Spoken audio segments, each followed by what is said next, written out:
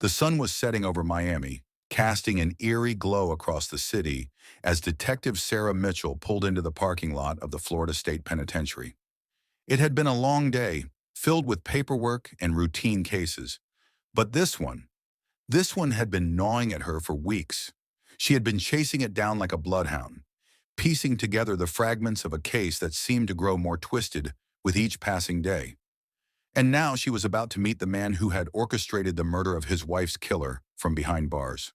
Pastor John Carter sat in the small, dimly lit room of the prison, his hands folded in front of him, his eyes cold and distant.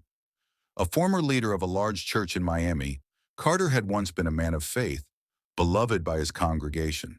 His voice had been smooth, his sermons filled with hope and salvation. But after the tragic death of his wife, Carla, everything had changed. His grief had consumed him, and a deep-seated thirst for revenge had taken root. It was this thirst that had led him down a dark path, one that had ultimately resulted in the brutal murder of a man named Michael Dawson. Dawson had been a low-level criminal, arrested for assault, and had spent years in and out of prison. But it wasn't his criminal record that had earned him Carter's wrath. It was his role in Carla's death. Carla had been killed in a car accident, one that many people in the community had suspected was not just an accident. Michael Dawson had been driving the car, and he had fled the scene after the crash. His actions, combined with his criminal background, led everyone to believe that he was responsible for the death of a woman who had been known for her kindness and dedication to others. Although Dawson was never convicted for her death, Carter believed that justice had not been served. It wasn't long before Pastor Carter decided to take matters into his own hands. He knew he could never get close enough to Dawson while the man was behind bars. So he did the next best thing. He hired an inmate, a man named Jacob Ortiz, to take care of the problem for him. Ortiz, a convicted murderer, had been serving time for over a decade. He was known for being ruthless, and Carter knew that he could get the job done. They formed a plan, and Ortiz was paid handsomely to ensure that Dawson would never see the light of day again. But as with all plans built on vengeance, things went horribly wrong. The murder of Michael Dawson didn't go unnoticed, and the investigation that followed led detectives right to Carter. Ortiz had been sloppy, leaving behind traces of evidence that pointed back to the man who had paid him. And now here Carter sat, facing Detective Mitchell, the woman who was determined to uncover the truth. Detective Mitchell leaned forward, her voice steady but filled with the weight of the situation. "Pastor Carter," she began, "I know what you've done. And I know you thought you were justified in seeking revenge for your wife's death. But the truth is, you murdered Michael Dawson for your own reasons, not just for her." Carter's eyes flickered with a mix of anger and defiance. "I did what any man would do," he replied, his voice low. "I loved my wife. And Dawson, he was responsible. He took her from me. The law failed me. It failed us all." Mitchell didn't flinch. "The law is imperfect, I agree," she said. "But what you did, what you've done, doesn't change anything. You've taken another life, Pastor Carter, and now it's time for you to face the consequences." For a moment, the room was silent. Carter's gaze hardened, and he remained still, refusing to speak. Mitchell knew that this wasn't going to be easy. The pastor was a man of faith, but his need for revenge had overshadowed everything he had once believed in. It was a tragic transformation, one that had led him down a dark and irreversible path. Mitchell took a deep breath, reviewing the evidence one last time in her mind. She had followed the case from the beginning, and as the investigation had unfolded, it had become clear that Carter's involvement was more than just circumstantial. Ortiz had left a trail of clues, including phone records and intercepted messages that pointed straight to Carter. It wasn't enough to convict him immediately, but it was enough to warrant further investigation. She had learned everything she could about the pastor's movements, his ties to Ortiz, and the strange financial transactions that had been made from Carter's accounts. Now she had the final piece of the puzzle. Carter had made one crucial mistake. He had trusted someone he shouldn't have. "I have the evidence to put you away for a long time," Mitchell continued. "I have your communications with Ortiz. I have the records of the money you paid him. And I have the confession of Jacob Ortiz himself. He's already told me everything, so you can Either cooperate and make this easier for yourself, or you can continue lying. But in the end, it won't change what's already been proven. Carter's lips tightened, and for the first time since Mitchell had entered the room, his posture seemed to sag. He was no longer the confident pastor who had once stood at the pulpit, preaching words of salvation. Now he was just a man who had allowed his grief to drive him to murder, and he knew that there was no way out. "I did it," he whispered, his voice barely audible. "I wanted revenge. I couldn't let him get away with it." Mitchell felt a pang of sympathy, but it was quickly overshadowed by the reality of the situation. Pastor Carter's crime wasn't just about revenge. It was about his failure to cope with his own pain. He had allowed that pain to consume him until it had twisted him into something unrecognizable. "You could have grieved, Pastor," she said softly, "but you chose this. And now you'll have to pay the price for your actions." Carter lowered his head, his eyes filled with regret. "I never thought it would end like this." Mitchell stood up, her resolve unwavering. "It doesn't matter how you thought it would end," she said. "What matters now is that justice is served, and you will be held accountable." As she left the room, Mitchell felt a sense of finality. The case wasn't over yet, but it was close. Pastor John Carter's path had been chosen long ago, when he had decided that vengeance was more important than faith, and now he would spend the rest of his life in prison, paying for the price of his obsession with revenge. The investigation wasn't finished yet, but Mitchell knew that she had uncovered the truth, and the truth would always come to light, no matter how deep the darkness tried to hide it. Detective Sarah Mitchell sat at her desk, staring at the mountain of paperwork in front of her. The case against Pastor John Carter was complex, and although he had confessed to hiring an inmate to murder Michael Dawson, there was still much more to uncover. What Mitchell had been able to piece together so far was just the beginning, and she knew that Carter's motives ran deeper than he had let on. There was more to his story, and it was her job to find it. Mitchell had always prided herself on being able to see the truth behind the lies. As she sifted through the documents, the phone records, and the bank transactions, one thing became clear. Carter had been careful, too careful. He had planned Dawson's murder with meticulous precision, and it wasn't just about revenge for Carla anymore. No, this was something more insidious. There were two people involved in this case, Carter and the inmate, Jacob Ortiz. Ortiz, a man with a violent history, was already serving a long sentence for murder. He had nothing to lose and everything to gain from taking on the job for Carter. He'd been promised a substantial amount of money for the murder, but there was something about Ortiz's past that didn't sit right with Mitchell. This wasn't just a case of a paid hitman. This was a partnership, one that had gone beyond money. Mitchell leaned back in her chair, tapping her pen against the desk. She needed more answers. She needed to know why Carter was so desperate to get rid of Dawson. He had spoken of his wife's death and of justice, but Mitchell had a feeling there was something darker at play. To uncover the truth, she would need to dig deeper into the lives of both Carter and Ortiz. And that meant going back to the beginning. Pastor John Carter had been a well-respected figure in Miami before tragedy struck. Carla Carter had been his everything, his rock, his support, the woman who had stood by him through thick and thin. Their church, Grace Fellowship, had been the heart of the community, a place where people gathered for hope, healing, and faith.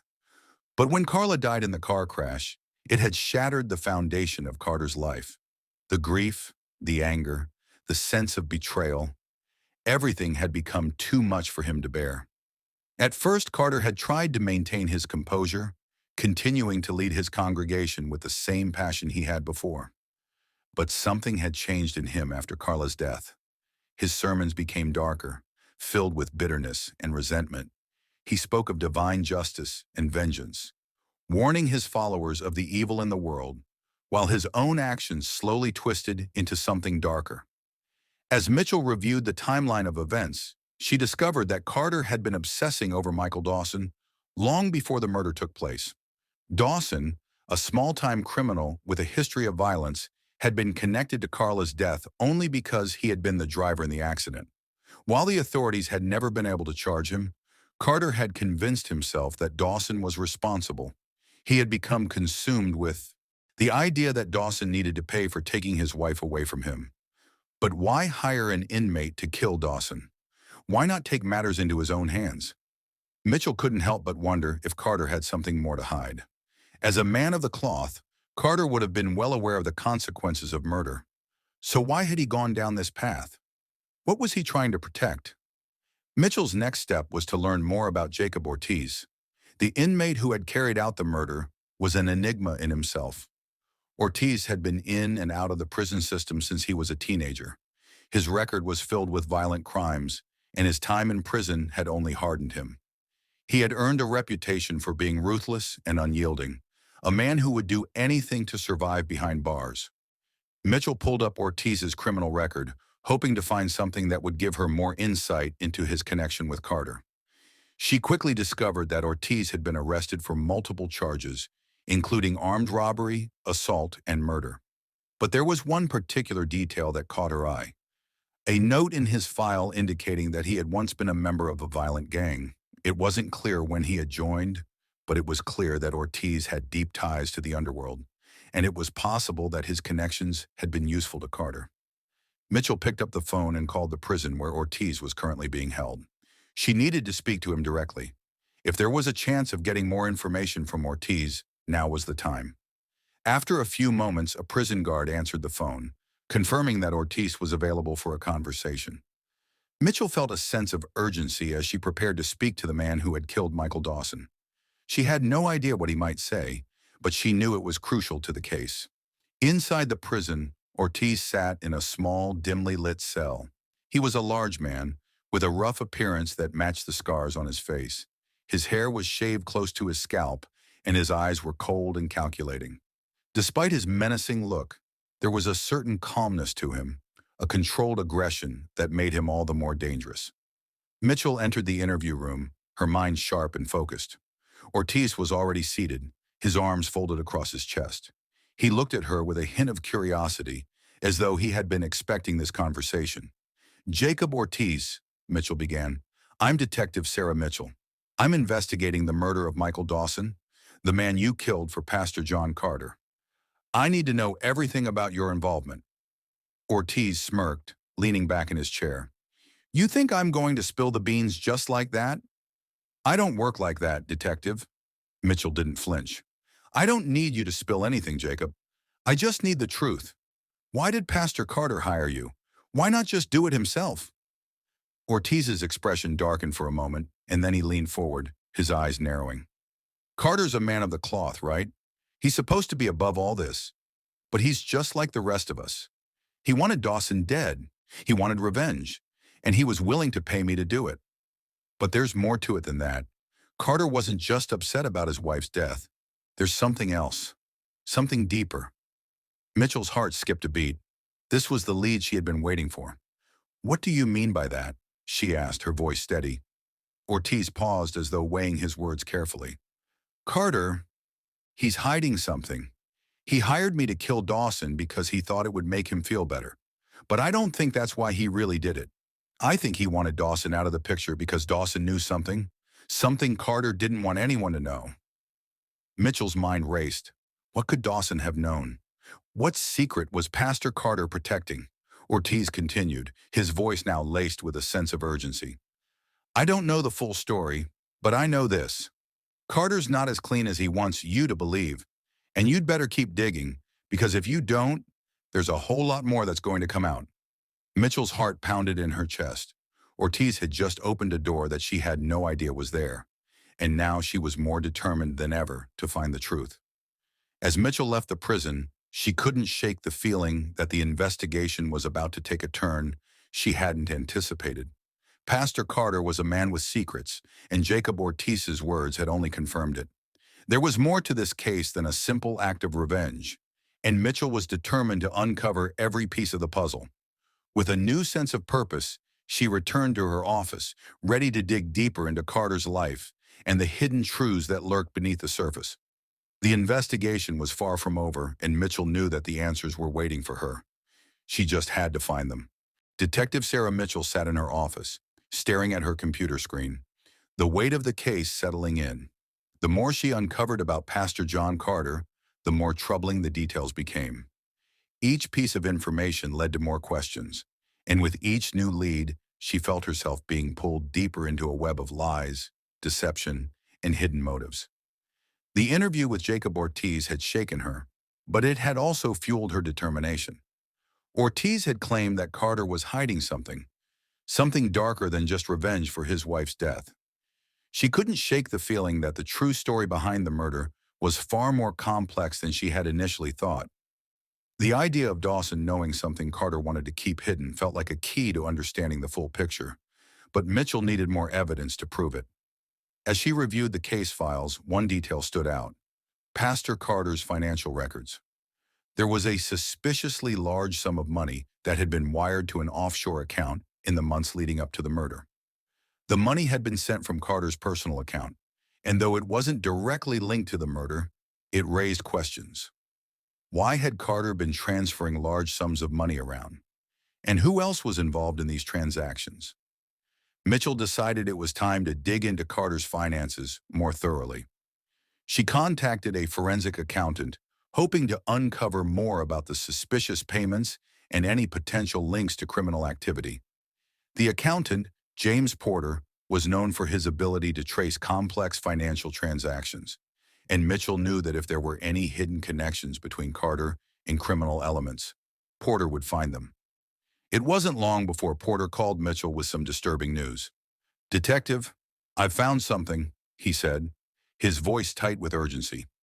"The offshore account I traced has been linked to a shell company in the Caribbean. It was registered under a fake name, but I traced it back to an individual with connections to organized crime." Mitchell's pulse quickened. This was the break she had been waiting for. "Organized crime?" she repeated, barely able to believe what she was hearing. "Are you saying Pastor Carter is involved with criminals?" "I'm not saying for sure, but there's definitely a connection," Porter replied.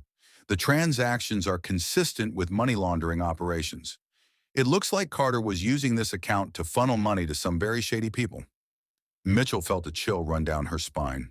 She had always known that Pastor Carter's fall from grace after his wife's death was more than just emotional pain. It was now becoming clear that there were financial and criminal motivations at play as well. She had assumed that Carter was seeking revenge for Carla's death, but now she wondered if it was part of a much larger scheme. "Do you have any leads on who's behind the shell company?" Mitchell asked, her mind racing. "I'm working on it," Porter said, "but it's going to take some time. I'll let you know as soon as I have more information." The next day, Mitchell met with her partner, Detective Mark Daniels, to discuss the new developments. Daniels had been working the case with her since the beginning, and he was just as determined to uncover the truth. "Sarah, this is starting to look like something out of a crime novel," Daniels said as they sat in the cramped interrogation room at the precinct. "We're talking about a pastor who may have connections to organized crime, money laundering, and now a murder. This is getting bigger than we thought." "I know," Mitchell replied, rubbing her temples. "And we still don't have enough to go on. Ortiz said Carter was hiding something. I think that something is tied to these criminal connections. We need to find out what it is." Daniels nodded. "We'll get there. We just need to stay on track. We're close." Mitchell sat back, deep in thought. The pieces of the puzzle were slowly starting to fall into place, but there was still so much left to uncover. The more she learned about Pastor Carter's finances and his possible connections to organized crime, the more questions arose. What was Carter involved in? What had driven him to this point? And most importantly, how did Michael Dawson fit into this? Mitchell spent the following days reviewing every scrap of information she had gathered. She dug into Pastor Carter's background, his time in the ministry, and any past relationships that might provide insight into his motives. What she found was unsettling. Before Carla's death, Carter had been a model pastor, beloved by his congregation. He had a reputation for being a kind, compassionate man, someone who helped others and preached forgiveness. But after Carla's tragic accident, everything had changed. Mitchell discovered that Carter had grown increasingly withdrawn, obsessing over the idea of justice. His sermons began to focus on revenge, and he started to speak less about God's mercy and more about divine retribution. As Mitchell pored over old sermons, she found one that stood out. It was a sermon Carter had delivered just weeks before Dawson's murder. In it, he spoke of the need for vengeance against those who wronged others, stating, "Sometimes God's justice requires human hands to carry out his will." Mitchell shuddered as she read the words. Was this sermon a foreshadowing of the murder that was about to take place? Was Pastor Carter trying to justify his actions as some form of divine retribution? The next major lead came when Mitchell learned that the offshore account wasn't the only shady transaction Carter had been involved in. She received a tip from a former member of Carter's congregation, someone who had left the church under mysterious circumstances. This individual, who wished to remain anonymous, claimed that Carter had been involved in a secretive group within the church. The group, known only to a few select individuals, was said to have operated outside of the church's usual teachings.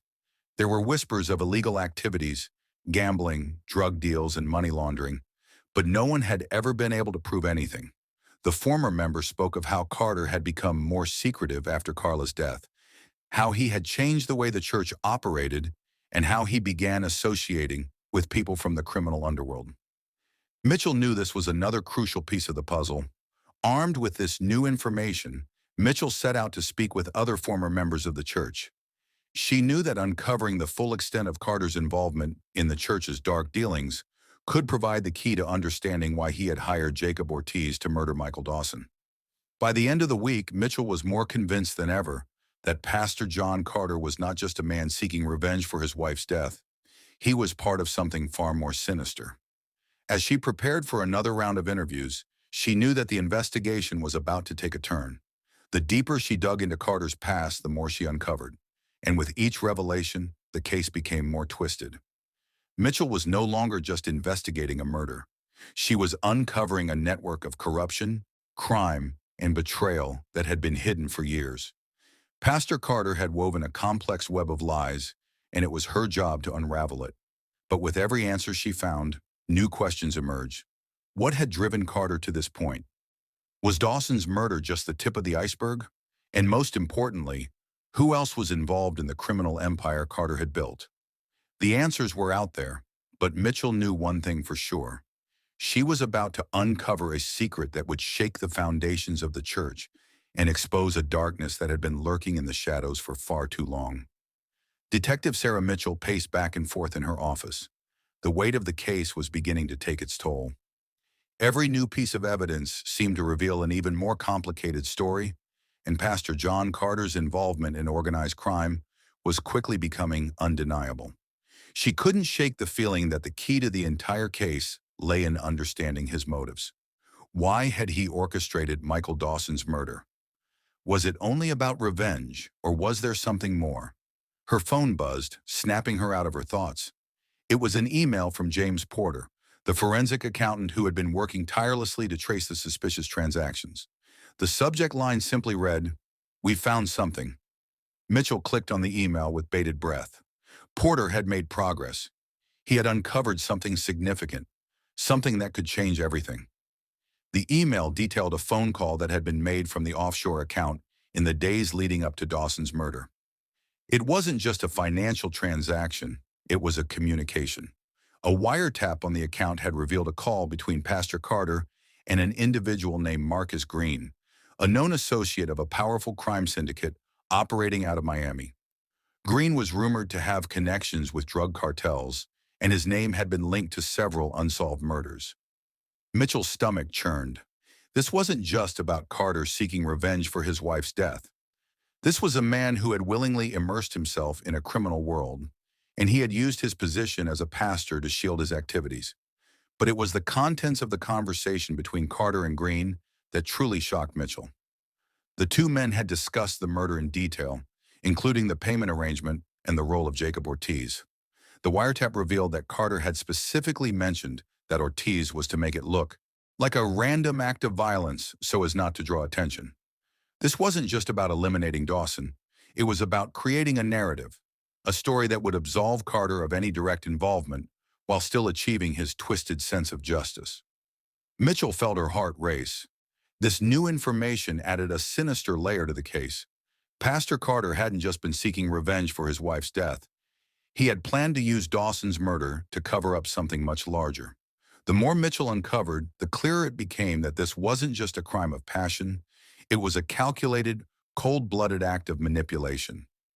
The following day, Mitchell decided it was time to confront Pastor Carter again. The mounting evidence left little room for him to continue denying his involvement, and she was determined to get to the truth. She needed to break him, to make him understand that his lies would no longer shield him from the law. Carter had been quiet during the initial interrogation. He had maintained his innocence, insisting that he had nothing to do with Dawson's death, but Mitchell knew better. She had seen this kind of deflection before, a man who thought he was smarter than everyone else, confident that his position would protect him. This time, Mitchell was prepared.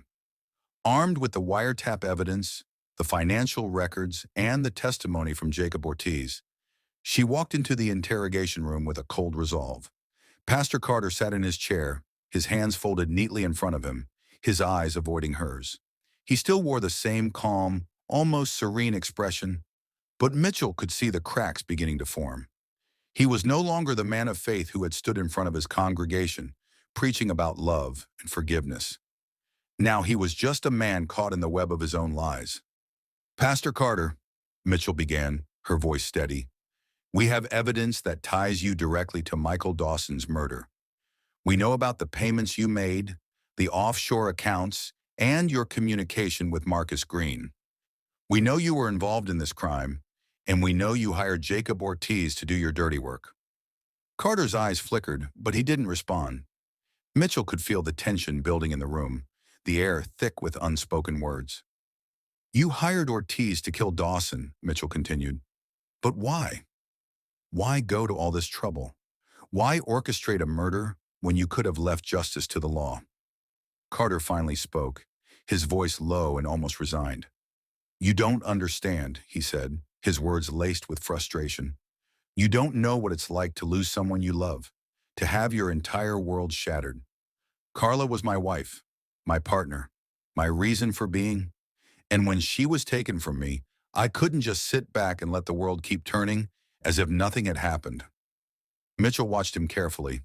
This was the first time he had shown any real emotion, but it was tinged with bitterness and rage, not grief. She pressed on. "You're not just talking about revenge, are you? There's more to this.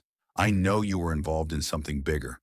Money laundering, drug dealing, connections to organized crime." Carter's expression hardened, but he didn't deny it. Instead, he leaned forward slightly, his voice cold. "Carla's death wasn't just some random accident. She was killed by people who thought they could get away with it. And they were right. They killed her, and I did nothing. But I couldn't just let them win. I couldn't live with myself knowing that I let the people who took her from me go free." Mitchell took a step closer. "And that's why you hired Ortiz to kill Dawson? You thought he was involved in your wife's death?" Carter didn't flinch. "Dawson wasn't just involved in her death. He was the one who set it in motion. He was working with Marcus Green. I couldn't let him walk away unpunished. He needed to pay for what he did." Mitchell felt a surge of anger rise in her chest, but she kept her composure. "And what about the others? What about the crime syndicate you're involved with? You used your position as a pastor to cover your tracks, to protect your criminal activities. You didn't care about justice. You only cared about revenge and maintaining control." Carter's eyes narrowed, his voice tight with fury. "You don't know what it's like to have your entire life torn apart. You don't know what it's like to have everything you've worked for, everything you've believed in, ripped away in an instant." "I did what I had to do." Mitchell shook her head. "What you did was murder. What you did was plan a killing to suit your own selfish needs. And now you'll pay the price." For the first time, Pastor Carter seemed to truly grasp the magnitude of his actions. His shoulders slumped and he looked away, unable to meet Mitchell's gaze. Mitchell knew it was over. The walls were closing in on him, and there was no escape. Pastor John Carter had tried to justify his actions, to make them seem righteous, but the truth was undeniable. He had used the guise of faith to carry out a cold-blooded crime, and now the law would hold him accountable. As Mitchell left the interrogation room, she felt a mixture of relief and disgust. She had finally broken Pastor Carter, but the case still wasn't over. There were many more questions to answer about the extent of his criminal activities, about the people he had manipulated, and about how deep the corruption went. But for now, Mitchell had what she needed: the truth. Pastor John Carter was guilty, and he would face the consequences for the destruction he had caused, not just to the lives of Michael Dawson and Carla, but to his entire congregation, his community, and himself. Detective Sarah Mitchell stood at the window, watching the rain pour down in sheets outside. It had been a long day, and the case against Pastor John Carter was weighing heavily on her mind. As much as she had hoped for a clean and easy resolution, this case was anything but that. The more she uncovered, the more disturbing it became. Pastor Carter's motivations had shifted from revenge to something much darker: control, manipulation, and a desire to build a criminal empire using his position as a trusted leader in the community. Mitchell had just returned from an interrogation room where Carter had been stone-faced, offering little more than feeble attempts to justify his actions. But now, as she reflected on the journey so far, she understood that Pastor Carter had been playing a much bigger game, one that she had only begun to unravel. The case was not just about Michael Dawson's murder. It was about the network of crime that Pastor Carter had built up over the years. He had used his pastoral position to shield himself from suspicion, but the truth had a way of coming to light, no matter how hard you tried to hide it. There were still many unanswered questions. Mitchell needed to know who else was involved in Carter's operations and how far his reach extended. Had he used his congregation's money for illicit activities? Had he convinced others to carry out his crimes, or had he acted alone? The next morning, Mitchell walked into the precinct with a sense of determination. The pieces of the puzzle were beginning to fit together, but she knew that there was still much more to uncover. Her next step was to go through Pastor Carter's records. She needed to find the connections, the hidden dealings, and the money that had flowed through his hands. James Porter, the forensic accountant, had already uncovered several suspicious transfers in Carter's bank accounts. There were large deposits, including one from a shell corporation that linked back to Marcus Green, the man Carter had spoken to before Dawson's murder. But what Mitchell needed now were answers to questions she hadn't yet asked. How far did Carter's criminal connections reach, and who was protecting him? As Mitchell sat down at her desk and began combing through the documents, she couldn't shake the feeling that this case was more than just a murder. It was a glimpse into a world of corruption and deceit, a world that many would rather keep hidden. And Pastor Carter had been at the center of it all, using his faith to manipulate and control, all the while pulling the strings behind a network of crime. At the same time, in a nearby courthouse, Jacob Ortiz was sitting in front of his lawyer, nervously awaiting his fate. Ortiz had been the one to carry out the murder of Michael Dawson, but as the investigation progressed, it became clear that he was just a pawn in Carter's larger scheme. He had been promised money and protection in exchange for doing Carter's dirty work, but now that the walls were closing in, Ortiz found himself in a position where he had to make a choice. Would he stay silent, or would he reveal everything? Ortiz had been a career criminal, but even he had been taken aback by the cold-bloodedness of Pastor Carter's actions. He had seen Carter as a man of God, someone who could do no wrong, but now he understood that Carter had used that image to manipulate him and others into committing murder. The reality was that Ortiz had been part of something much bigger than he had ever anticipated. As his trial approached, Ortiz had been offered a deal by the prosecution. If he cooperated, if he gave them the full story about how Pastor Carter had orchestrated Michael Dawson's death, he could avoid a lengthy sentence. But Ortiz knew the risks. If he talked, there was no telling what would happen to him. Carter's influence was far-reaching, and the last thing Ortiz wanted was to become another one of Carter's victims. Back at the precinct, Mitchell's phone buzzed. It was an incoming call from James Porter. He had more information. Mitchell answered, quickly, her heart racing. "Detective Mitchell?" Porter's voice came through the line. "I found something. Something big." Mitchell's stomach tightened. "What is it?" "I traced some of the money that Pastor Carter received. It's coming from a series of businesses that aren't registered properly. The owners are all linked to known criminal activities, drug trafficking, money laundering, you name it." Mitchell's pulse quickened. "And Carter's involved in all of this?" "More than just involved. He's the one pulling the strings. It seems like he's been using his church as a front for his criminal operations." Mitchell's mind raced. She had suspected as much, but hearing it confirmed made the entire situation even more chilling. We need to find out who else is involved. This goes deeper than just Dawson's murder. Carter's been hiding behind his faith, using his position to carry out illegal activities. Porter paused for a moment. There's one more thing, Detective. We found a list of names, people who've been funneling money through Carter's church. It's a mix of business owners, politicians, and even a few law enforcement officers. This isn't just about one man. This is a network. Mitchell hung up the phone and leaned back in her chair, trying to process the enormity of what she had just learned. Pastor John Carter had built a criminal empire, and Michael Dawson's death was just one small part of it. Carter had used the murder to cover up his other crimes, but now that Mitchell was closing in on him, it was clear that he was no longer going to get away with it. Later that afternoon, Mitchell stood outside the courthouse where Jacob Ortiz was about to testify. The stakes were higher than ever, and this was the moment that could make or break the case. If Ortiz cooperated and told the truth about what had happened, it could bring down Pastor Carter and his entire criminal network. Ortiz walked into the courtroom, looking more nervous than ever. As he took the stand, Mitchell could see the fear in his eyes. But it wasn't just fear of testifying. It was fear of what might happen to him afterward. He knew too much. And if Carter had his way, Ortiz wouldn't live to see another day. Ortiz took a deep breath and began to speak. His voice wavered at first, but as he described the details of the murder, of the deal Carter had made with him, Mitchell felt a sense of triumph. Finally, the truth was coming to light. He told the court how Carter had promised him money in exchange for killing Michael Dawson, how Carter had known that Dawson was involved in his wife's death, and how he had orchestrated the entire thing from the shadows.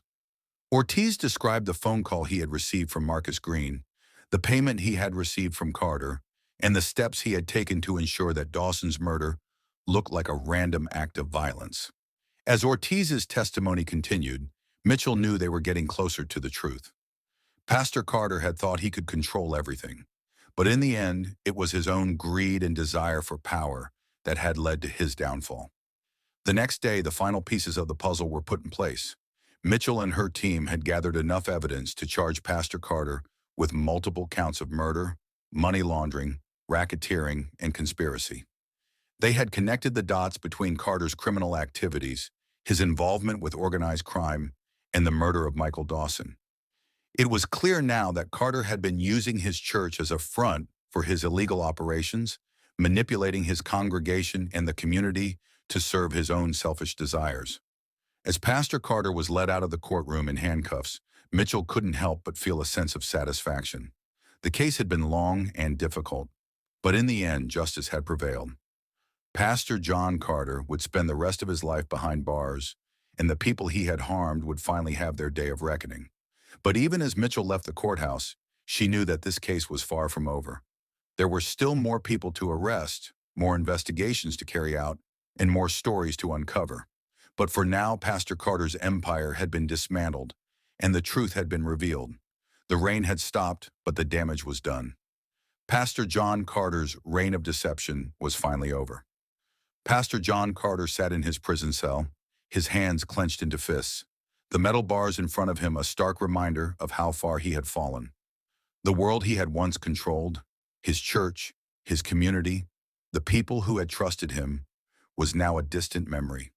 His empire was crumbling, and there was no one left to turn to. The guilt of his actions, the lies he had told, and the lives he had destroyed weighed on him like a heavy cloak, but there was no escaping it now.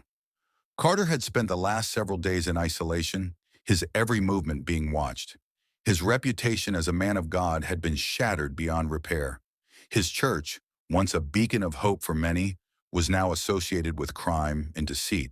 His name would forever be linked to murder, corruption, and manipulation. There was no redemption for him now. But as Carter sat alone in the dim light of his cell, his mind was racing. He had been caught. Yes, that was undeniable. But there was still a part of him that refused to accept defeat. He had built his empire on lies and deceit for years, and now that empire had come crashing down. But what if it wasn't over? What if there was a way to regain control, to twist the situation in his favor, to rebuild? The door to his cell creaked open, interrupting his thoughts. A guard stood in the doorway, looking down at him with an impassive expression. "Pastor Carter," the guard said gruffly, "you have a visitor." Carter's heart skipped a beat. A visitor? He hadn't expected anyone to come for him, not after everything that had happened. He had no friends left. The only person who might still care was someone who had been with him through it all, someone who had helped him build his criminal empire, someone like Marcus Green. Meanwhile, Detective Sarah Mitchell was preparing for the final phase of the investigation. Carter's conviction had been a huge victory, but Mitchell knew that the case wasn't over yet. There were still loose ends to tie up, and she had a feeling that the true depth of Carter's criminal network had not yet been fully revealed. Marcus Green, the man who had been Carter's right hand, was still at large. And there were whispers of other people in Carter's circle, people who had helped him conceal his crimes, people who had been protected by his influence. Mitchell was determined to finish what she had started. Carter might be behind bars, but there were others who had enabled him, and they needed to be brought to justice. The investigation was far from over. She sat at her desk reviewing the case files once more. She had spent weeks piecing together the story of how Carter had used his church as a front for his criminal activities, and now she was determined to make sure that everyone involved paid for their part in the scheme. The phone rang, interrupting her thoughts. Mitchell answered it immediately, her pulse quickening. It was James Porter. "Detective Mitchell, we've got a break in the case," Porter said, his voice filled with urgency. "We've been going through Carter's financial records again, and we've uncovered something big." "What is it?" Mitchell asked, sitting up straighter in her chair. "It's a set of transactions, large transfers of money to a network of offshore accounts. We've tracked the money back to Marcus Green. He's been using Carter's church as a front to launder money for years, and it looks like Green has been funneling money to other criminal organizations." Mitchell's heart raced. She had suspected Green was involved, but this was bigger than she had anticipated. "How much money are we talking about?" "Millions," Porter replied. "And it's still flowing. We need to stop him before it's too late." Mitchell was already gathering her things. "I'm on my way." Carter's visitor was not Marcus Green, as he had hoped, but someone even more unexpected. It was his estranged wife, Carol, who had come to see him. She stood in front of him, her expression cold and unforgiving. "You," she said, her voice shaking with anger. "You ruined everything." Carter felt a wave of guilt wash over him, but he quickly masked it with a defensive sneer. "I didn't ruin anything. I did what I had to do." Carol took a step forward, her eyes narrowing. "What you did was destroy a family. You killed Michael Dawson, and you've ruined my life. I trusted you, I loved you, and you used me." Carter opened his mouth to protest, but she silenced him with a raised hand. "I know everything," she continued. "I know about the money, the drugs, the murders. I know how you used people, including me, to cover up your mess. But now it's over. You're going to rot in here, and you deserve every minute of it." She turned to leave, but stopped in her tracks. "And I'll make sure your congregation knows the truth, too. Your lies won't protect you anymore." With that, Carol left, leaving Carter to contemplate the ruin of his life. He was trapped in a cage of his own making, and now even the people who had once stood by him were turning against him. The walls were closing in, and there was no escape. Back at the precinct, Mitchell and her team were preparing to track down Marcus Green. They had spent hours tracing his movements, analyzing his financial records, and gathering intelligence on his network. Green had been a ghost, always one step ahead, but Mitchell was determined to catch him. "We've got a lead," Mitchell said as she briefed her team. "Green is holed up in a warehouse on the outskirts of town. He's been using it to store shipments of illegal goods. We're going in." Mitchell's heart pounded as they headed out to the location. This was it. This was the moment when they could bring down the last piece of Carter's criminal network. If they could capture Green, they could finally close the case for good. The warehouse loomed in the distance as Mitchell and her team arrived. They parked their cars behind a row of trees, moving quietly toward the entrance. The air was thick with tension, and Mitchell's mind raced. She had done everything in her power to get to this point, but the danger wasn't over yet. Green was a violent man, and he would stop at nothing to protect himself. The team moved swiftly, surrounding the building. Mitchell signaled for her officers to breach the door. "On my mark," she whispered. They moved in. As the doors flew open, a tense silence followed. Then chaos erupted. Shots rang out as Green and his associates attempted to flee. The team returned fire, pushing forward with calculated precision. Green was cornered in the back of the warehouse, surrounded by boxes and crates. He was armed, but it was clear he had no way out. Mitchell approached cautiously, her weapon drawn. "Marcus Green," she called out. "You're under arrest for murder, racketeering, and money laundering. Don't make this harder than it has to be." Green's eyes narrowed, but he didn't make a move. Instead, he lowered his weapon, realizing that he was trapped. "You'll never get Carter," he spat. "He's untouchable. You'll see. They'll protect him." Mitchell's expression hardened. "Not this time, Marcus. Your boss is going down, and so are you." As Green was cuffed and taken into custody, Mitchell felt a small sense of relief. The final chapter in this twisted case was nearly complete. Carter and Green were both going to prison for the rest of their lives. And with them, the reign of deception and crime that had taken root in the community would finally be over. But Mitchell knew one thing for certain. There would always be others like Carter, hiding behind masks of power and faith, waiting for their moment to strike. She couldn't afford to let her guard down. This victory was hard won, but the battle for justice was never truly over. The investigation into Pastor John Carter's criminal empire had finally come to an end. His story had been one of manipulation, greed, and murder, but in the end, justice had prevailed. As Mitchell left the warehouse that night, she couldn't help but feel a sense of closure. Carter and Green were behind bars, and the community that had once looked up to them would now have a chance to rebuild, free from the darkness that had consumed them for so long. But as Mitchell walked into the night, the rain once again began to fall, reminding her that no matter how many criminals she took down, the shadows of the past would always linger. The case of Pastor John Carter and Marcus Green had come to a close. For the people who had once been blinded by the pastor's charm and the allure of his faith, the road ahead was uncertain. Pastor Carter's conviction and the uncovering of the vast criminal enterprise that had been hidden beneath the church's walls were a grim reminder of the dangers of blind trust. But for Detective Sarah Mitchell, the work didn't end with the closing of a case.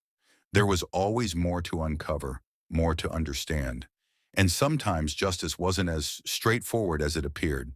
It had been 2 months since the trial. The local media had moved on to the next scandal, the next big story.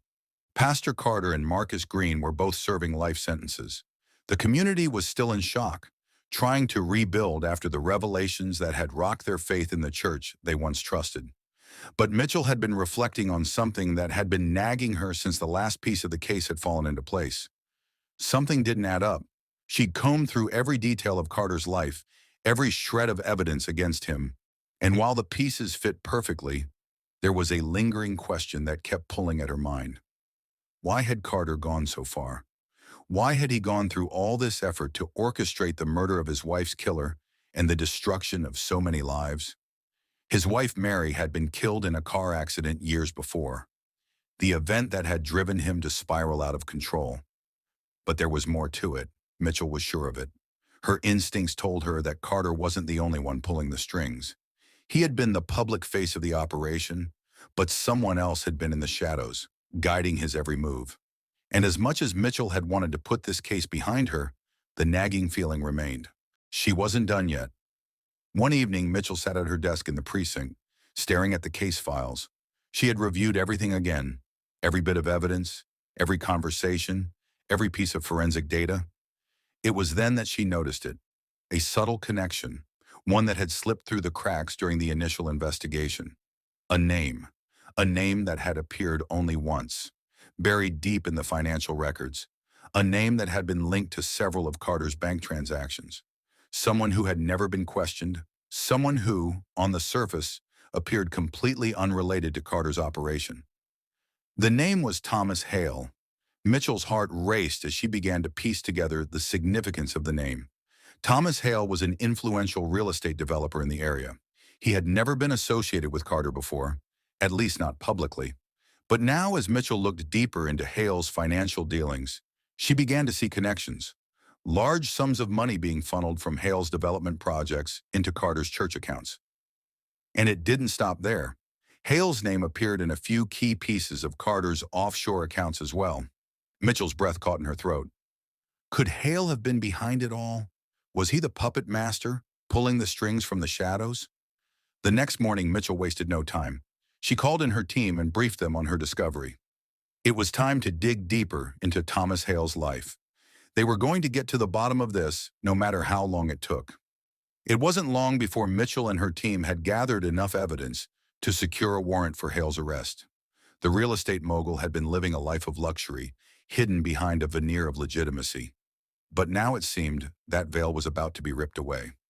Mitchell and her team descended on Hale's penthouse apartment that afternoon. They had the element of surprise, and they weren't going to let him slip away. They stormed through the front door, guns drawn. Hale had been expecting them, but he wasn't running. Instead, he stood in the middle of the living room, arms crossed, as if he'd been waiting for this moment. "Detective Mitchell," Hale said coolly, his voice dripping with confidence. "I was wondering when you would finally come knocking." Mitchell didn't flinch.